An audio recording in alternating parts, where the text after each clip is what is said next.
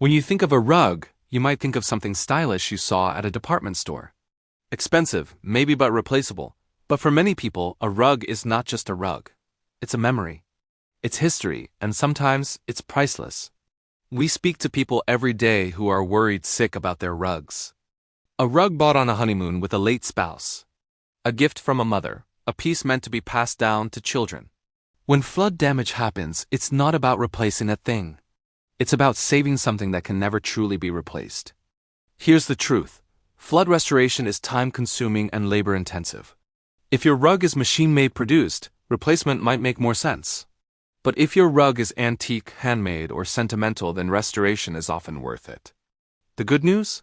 Rugs are far more resilient than most people expect. Depending on age, origin, and materials, many rugs can bounce back even after days or weeks in floodwater. After about 24 hours, flood-soaked rugs often show color run and color bleeding. Antique Persian and Oriental rugs are made from natural fibers like wool and silk, and they're highly absorbent materials. Floodwater brings chemicals, sewage, and contaminants you never want trapped in your rug. The best way to save your rug and its value is to act immediately. Even if your rug isn't insured, restoration documentation can still help when speaking with your insurance company. A rug appraisal documents what your rug is, its colors, condition, value before damage, and value after damage. This is what you submit to your insurance company when making a claim. So what can you do first? If it's safe, you can start by gently hosing your rug down with clean water. This removes debris and flushes out contaminated floodwater. This simple step can make a big difference. From here on, you need professionals. Rugs should never be cleaned like carpets, and different rugs require different methods.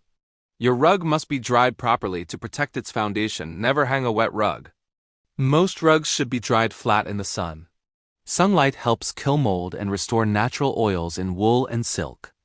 But some rugs, like traditional Chinese rugs, should not be dried in direct sunlight. When in doubt, always ask.